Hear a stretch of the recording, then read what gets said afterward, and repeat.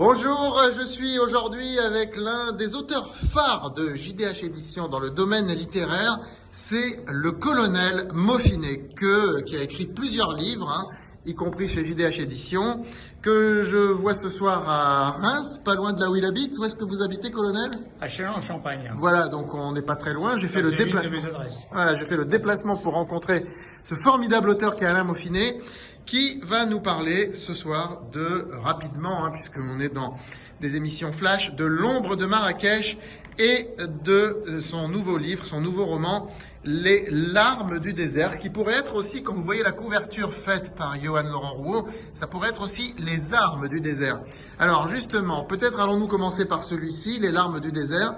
Si vous pouvez nous en dire quelques mots, c'est une réédition d'ailleurs je crois, mais améliorée, c'est ça? Oui, tout à fait. Oui. D'abord, je vous remercie, Jean-David, pour cette petite vidéo et pour cette visite surprise. C'est un plaisir. Voilà. Et donc, effectivement, ce livre est une réédition améliorée, une version améliorée, disons, des larmes du désert. Et ça se passe essentiellement au Mali et en Mauritanie.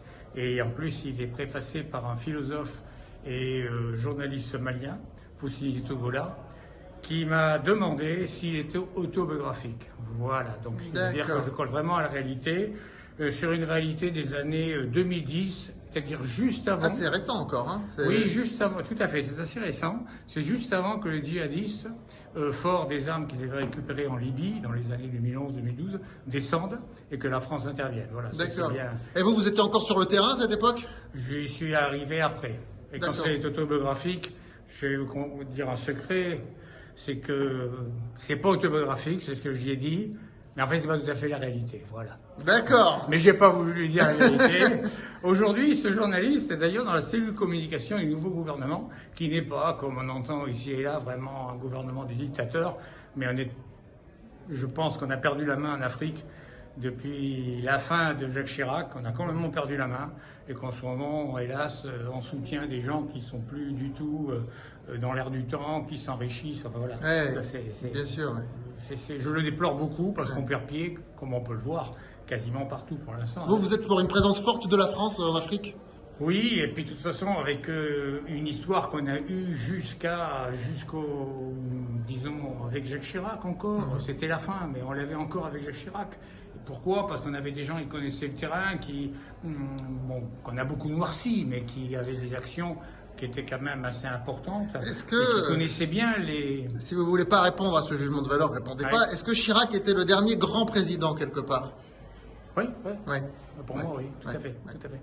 Donc, Les larmes du désert, pour en revenir à vos ouvrages, et L'ombre de Marrakech. Alors, on est toujours en Afrique, mais en Afrique du Nord, cette fois-ci, à Marrakech. À Marrakech, oui. Là, c'est plutôt un policier, c'est un suspense. C'est deux militaires des forces spéciales qui sont réformés. On comprend en lisant le livre pourquoi ils sont réformés, parce qu'ils ne sont pas réformés que pour des raisons médicales. Et comme l'action leur manque, l'adrénaline, l'action, ils créent une association. D'accord. Et cette association... C'est autobiographique aussi ou pas? Alors, il y a une part, effectivement, je me suis inspiré d'une part de mon vécu. D'accord. Tout à fait. D'accord.